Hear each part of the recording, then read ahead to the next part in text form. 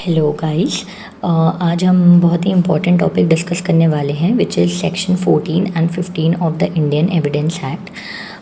ये judicial services exams के prelims as well as mains के पर्सपेक्टिव से, answer writing as well as prelims के पर्सपेक्टिव से काफ़ी इंपॉर्टेंट टॉपिक हो जाता है एंड इसका बहुत ज़्यादा आपको मटेरियल नहीं मिलेगा। सो आई थॉट कि I should discuss this topic with you guys. So हम स्टार्ट करते हैं। नाउ अगर हम section 14 of the evidence act देखते हैं सो उसमें हम ये देखेंगे कि आप जैसे इफ़ यू रीड सेक्शन 14 तो वो क्या कहता है। Basically facts showing existence of state of mind और ऑफ बॉडी और बॉडीली फीलिंग फैक्ट्स, ये इससे डील करता है। तो बेसिकली यहाँ 3 हेड हो जाते हैं, state of mind, body and bodily feeling. इसके बाद वो उसको और ज़्यादा बाइफरकेट कर रहा है। सो अगर हम जैसे instead of reading bare act, वो तो आप खुद भी रीड कर सकते हैं, but I bifurcate section 14 for you and explain you in very simple terms. ठीक है, सो चलो नाउ लेट्स बाइफरकेट सेक्शन 14। अगर देखा जाए तो सेक्शन 14 एंड अगर मैं उसको डिवाइड करूँ तो क्या बनेगा वो। फर्स्ट थिंग जो वो उससे डील करता है is state of mind, second is body, ठीक है, third is bodily feeling। now अगर हम इन तीनों पार्ट्स को बारी बारी देखें तो देखिए स्टेट ऑफ माइंड में क्या होता है। स्टेट ऑफ माइंड सेक्शन में ही इटसेल्फ दिया हुआ है कि उसमें क्या चीज़ें आ जाएगी। Basically it's an external manifestation. तो एक्सटर्नल मैनिफेस्टेशन का मतलब क्या होता है कि बहुत सारी मीन्स हो सकती हैं स्टेट ऑफ माइंड दर्शाने की। ठीक है, सो उनमें से कुछ क्या है। 7 ग्राउंड्स तो section 14 itself mention, that is intention, knowledge, good faith, negligence, rashness, ill will, good will.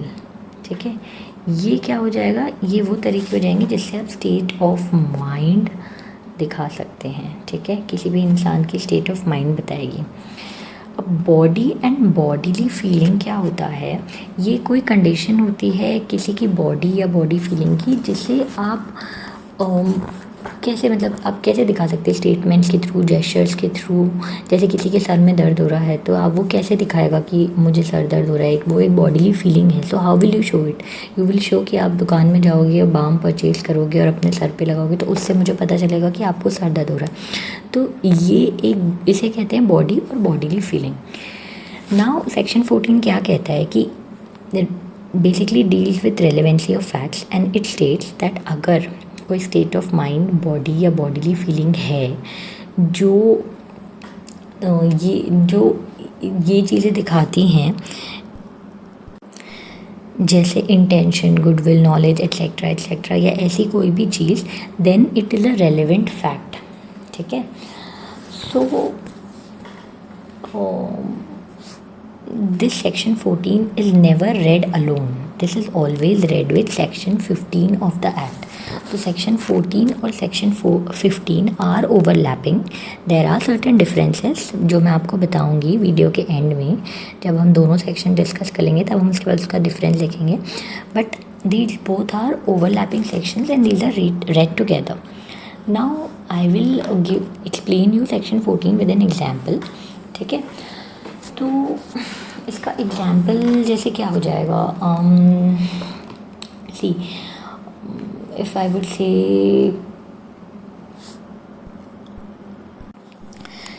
जैसे हम बैरक का इलस्ट्रेशन ले लेते हैं। One of the illustration is कि if A is an accused who is accused of receiving stolen goods, जिसे पता है कि वो स्टोलन है। सो अगर ये प्रूव हो जाएगा कि he was in possession of particular stolen article, ठीक है, तो उस पर ये फैक्ट रेलेवेंट होगा कि जब उसके पास वो स्टोलन आर्टिकल मिला उसके पोजेशन में, तब उसके पास और भी अदर आर्टिकल्स थे जो स्टोलन थे। तो इससे हमें क्या पता चलेगा, इससे ये पता चलेगा कि he had knowledge that the articles are stolen. ठीक है, अगर और कोई एग्जाम्पल हम देखें तो दूसरा एग्जाम्पल क्या हो जाएगा, जैसे आप समझ रहे हो, सेक्शन 14 में हमें एक पर्टिकुलर मैटर इन क्वेश्चन चाहिए, मतलब जनरल स्टेट ऑफ माइंड नहीं चाहिए but particular state of mind चाहिए। तो इसका एग्जांपल क्या हो जाएगा, जैसे कि अगर हम ए ने बी को शूट किया, ठीक है, तो अगर हम ये प्रूव करना चाहेंगे कि A is in habit of shooting people, तो ये एक जनरल स्टेट ऑफ माइंड हो गया, ठीक है, जो सेक्शन 14 में रेलेवेंट नहीं होगा जो फैक्ट।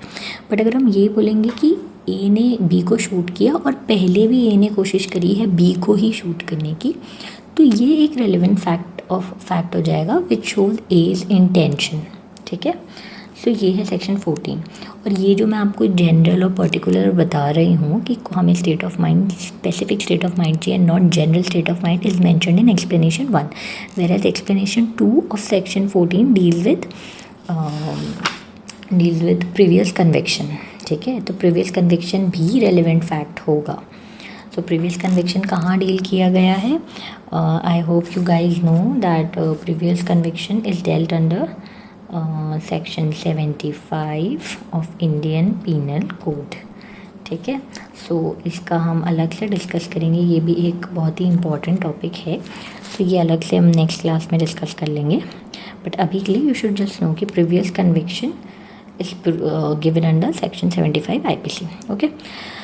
सो अब अगर हम सेक्शन 15 की बात करते हैं, सो सेक्शन 15 में क्या दिया है, सेक्शन 15 बेसिकली डील करता है facts bearing on question whether act was accidental और इंटेंशनल। तो जैसे कि हम पहला डिफरेंस आप ये देख पाएंगे कि सेक्शन 14 में बहुत सारे स्टेट ऑफ माइंड दिए हैं, like there are almost 7 grounds जिससे हम स्टेट ऑफ माइंड या डिफेंस ले सकते हैं। बट सेक्शन 15 में सिर्फ 2 स्टेट ऑफ माइंड ही डील करता है, या तो एक्सीडेंटल या तो इंटेंशनल, ठीक है, there are no other grounds. Now section 15 कहता है कि when there is a question whether an act was accidental और इंटेंशनल, तो वो एक रेलिवेंट फैक्ट हो जाएगा if that act formed a series of similar occurrences. तो सीरीज ऑफ सिमिलर ऑकरेंसेस का मतलब क्या हो जाएगा, मैं आपको समझाती हूँ। बेसिकली सेक्शन 15 में क्या होगा कि आप ये कह सकते हैं कि जैसे सेक्शन 15 में हुआ एक्सीडेंटल, इंटेंशनल, ठीक है। तो सिमिलर ऑकरेंसेस क्या हो जाएगा कि जैसे किसी का ए का घर है, ए के 5 घर हैं, ठीक है, आई होप आप समझ रहे हैं। हाँ, ये ए है, ए के 5 घर है, इस घर में आग लगी, इंश्योरेंस लिया, इस घर में आग लगी, इंश्योरेंस लिया, इस घर में आग लगी, इंश्योरेंस लिया। अब जब इस घर में भी आग लगी उसने इंश्योरेंस ले लिया, तो क्या हो गया, ये एक सीरीज ऑफ सिमिलर ऑकरेंसेस हो गया। तो इससे हमें क्या पता चलेगा, जब सेम चीज़ ए के सारे घर में हो रही है, नी इज टेकिंग इंश्योरेंस, तो ये एक रेलेवेंट फैक्ट हो जाएगा टू शो इंटेंशन ऑफ ए, ठीक है। ये हम ये नहीं बोलेंगे कि ये एक्सीडेंटल है, ये एक इंटेंशन शो करेगा कि सारे घर में एक ही आग लग रही है and he is claiming insurance. So this becomes a relevant fact as per section 15 of the act, ठीक है। So section 15 is a very basic and simple provision जो इसमें particular knowledge या intention become the relevant fact। एक बहुत ही famous landmark judgement भी है इसमें, ब्राइड जिंदाबाद केस, अगर आपको मौका मिले तो आप ज़रूर पढ़िएगा। So this is one of the landmark judgment which deals with section 15 of the act, ठीक है। सो आप अगर अपने मेंस के आंसर में ये जस्ट मेंशन ही कर देंगे कि this is one of the landmark judgment, तो ये भी बहुत हो जाएगा, डिटेल में बहुत ज़्यादा जाने की ज़रूरत नहीं है, ओके। अब हम आते हैं सेक्शन 14 एंड सेक्शन 15 के डिफरेंसेस की तरफ, ठीक है। तो सेक्शन 14 एंड 15 वैसे साथ में ही पढ़े जाते हैं, सो आई वुड ऑलवेज़ रिकमेंड कि जब भी आप मेंस में आंसर लिखते हैं तो आप 14 पूछे या 15 पूछे, दोनों ही सेक्शन मेंशन करके आए एंड लास्ट में एक डिफरेंस बता के आए, एक लाइन लिख के कि 15 and 14 are overlapping and difference क्या है। पहली बात तो 14 में बहुत सारे स्टेट ऑफ माइंड बताए गए हैं, ठीक है। There are various state of mind which have been discussed in section 14, whereas in section 15 only 2 state of minds have been discussed, that is intention and knowledge, ठीक है। सेकंड क्या है कि डिफेंस कैन बी, सेक्शन 14 में वही बहुत सारे defences हो सकते हैं, वेराज सेक्शन 15 में सिर्फ 2 डिफेंस उन्होंने दिए हैं, एक्सीडेंटल, मतलब सिर्फ एक डिफेंस दिया है, दैट इज़ एक्सीडेंटल। अगर इंटेंशनल या नॉलेजेबल होगा तो सेक्शन 15 में वो रेलेवेंट फैक्ट होगा, वेराज अगर एक्सीडेंटल होगा सो आपका वो डिफेंस बन जाएगा सेक्शन 15 के अंदर, वेराज सेक्शन 14 के अंदर ऐसे कोई लिमिटेशन नहीं है, there can be various defences and there is no restriction, ठीक है। So these are 2 differences, basically these are overlapping and 14 का ही एक पार्ट है आपके लिए। Section 14 is broad and section 15 is smaller, ठीक है। सो नाउ आई होप आप सेक्शन 14 और 15 समझ गए हैं। अगर आप इन 2 सेक्शंस के कीवर्ड्स भी याद कर लेंगे तो it will be more than enough, because अगर आप अपने आंसर्स में कीवर्ड्स मेंशन करते हैं so that is more than enough, ठीक है। सो सेक्शन 15 के कीवर्ड्स हो जाते हैं accidental, intentional and series of similar occurrences that becomes a relevant fact. ये 3-4 वर्ड्स हैं जो मोस्ट इंपॉर्टेंट है। और वैसे ही सेक्शन 14 के कीवर्ड्स हो जाते हैं जो मैंने आपको चार्ट बना के बताया था, I hope you remember, state of mind, body and bodily feeling. इसके अंदर 7 स्टेट ऑफ माइंड दिए हुए हैं and this should be particular state of mind, ठीक है।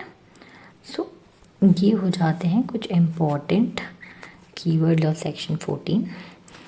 आई होप आपको कॉन्सेप्ट समझ में आए एंड अगर आपको पसंद आएगा तो I will make videos on another topics as well.